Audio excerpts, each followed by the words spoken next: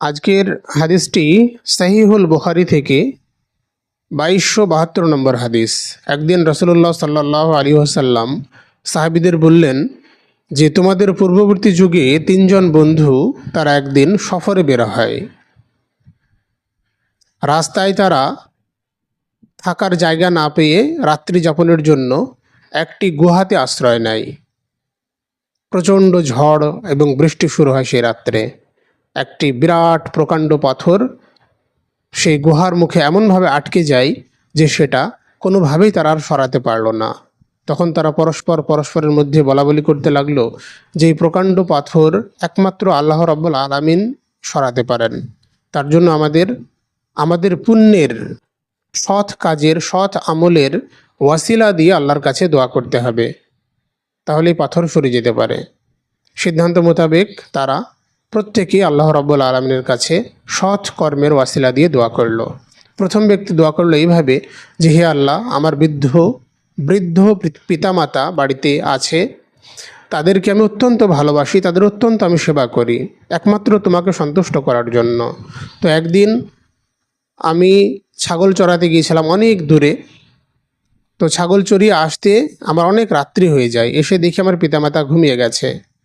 আমার অভ্যাস ছিল যে আমি পিতামাতাকে আগে খাদ্য দান করতাম, খাওয়াতাম, তারপরে আমাদের ফ্যামিলির সকলে আমরা খাবার খেতাম, দুধ পান করতাম। তো পিতামাতা যেহেতু ঘুমিয়ে গেছে, তার জন্য আমি হাতে দুধ নিয়ে সারা রাত দাঁড়িয়ে রইলাম, কখন জেগে উঠবেন তখন আমি দুধ খাওয়াবো। তো সারা রাত দাঁড়িয়ে এমনকি ভোর হয়ে গেল।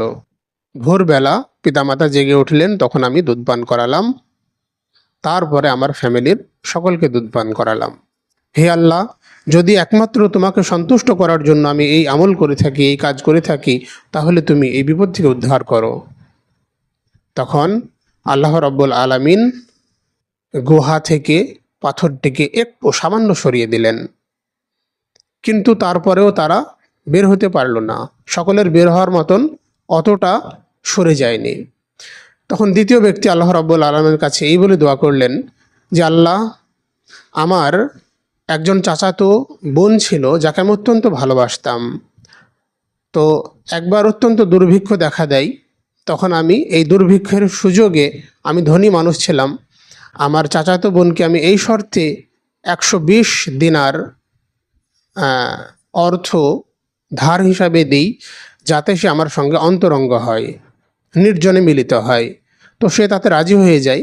যখন আমি তাকে নির্জনে একেবারে পেয়ে গেলাম, তখন সে আমাকে আল্লাহর ভয় দেখালো যে তুমি আল্লাহকে ভয় করো। তখন আমি এই কথা শুনে ফিরে আসলাম এবং আমার সেই অর্থ যা আমি তাকে ধার হিসাবে দিয়েছিলাম সেগুলো আমি মাফ করে দিলাম। তো আল্লাহ, যদি তোমাকে ভয় করে, তোমাকে সন্তুষ্ট করার জন্য আমি এই কাজ করে থাকি, তাহলে তুমি এই পাথর সরিয়ে দাও। আল্লাহ রাব্বুল আলামিন পাথর আরও কিছুটা সরিয়ে দিলেন, কিন্তু তারপরেও বের হওয়ার মতন রাস্তা এখনো হয়নি। তৃতীয় ব্যক্তি, সেও আল্লাহ রাব্বুল আলামিনের কাছে তার একটি পুণ্যের কথা স্মরণ করে দোয়া করলেন। এটি হলো যে, হে আল্লাহ রাব্বুল আলামিন, আমি একবার কিছু মজদুর শ্রমিক নিয়োগ করেছিলাম। তো তারা কাজ শেষে সবাই পারিশ্রমিক নিল, কিন্তু একজন ব্যক্তি পারিশ্রমিক না নিয়েই সে চলে গেল। আমি তাকে খোঁজাখুঁজি করে আর কোনো হদিশ পেলাম না। তখন তার সেই অর্থ আমি ব্যবসার কাজে বিনিয়োগ করলাম। তো সেটা থেকে এত বরকত হলো যে পরবর্তীতে সেই অর্থ থেকে উট, ছাগল, গোলাম প্রচুর প্রচুর পরিমাণে বেড়ে গেল। তো এইভাবে চলতে থাকলো। চলতে চলতে এক পর্যায়ে অনেক দিন পর সেই শ্রমিক আমার কাছে ফিরে এসে বলল যে, আপনার কাছে আমি কাজ করেছিলাম, সে টাকা আমার নেওয়া হয়নি, তো সে টাকাটা আমাকে দেন। তো আমি তাকে বললাম যে, এই যে মাঠ ভর্তি ছাগল, গরু, গোলাম দেখতে পাচ্ছ, এগুলো সব তোমার। তো সে বললো যে, আমাকে আপনি বিদ্রূপ করবেন না, আমার টাকা দরকার, আমাকে টাকা দেন। তা আমি বললাম যে, বিদ্রূপ করছি না, এগুলো সব তোমার সেই শ্রমের পয়সা আমি ব্যবসায় ইনভেস্ট করেছিলাম, তা থেকে বৃদ্ধি হয়ে এগুলো সব হয়েছে। তখন সে সমস্ত জিনিস নিয়ে চলে গেল, একটি জিনিসও ছেড়ে গেল না। তো হে আল্লাহ, আমি যদি এটা তোমাকে সন্তুষ্ট করার জন্য করে থাকি, তাহলে তুমি এই বিপদ থেকে উদ্ধার করো, পাথর সরিয়ে দাও।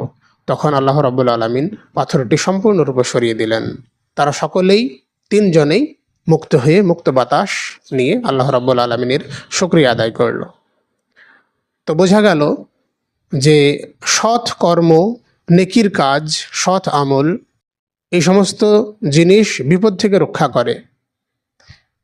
পরকালে তো বিপদ থেকে রক্ষা করেই, জাহান্নামের আগুন থেকে বাঁচাই।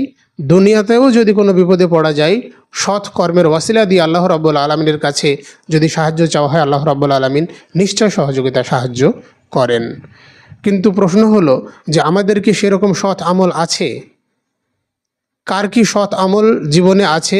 যদি আমাকে জানান তাহলে খুব উপকৃত হই, জ্ঞান বাড়ে, অভিজ্ঞতা হয়। তো আপনারা দয়া করে আমাকে জানান, কমেন্ট করুন। আসসালামু আলাইকুম।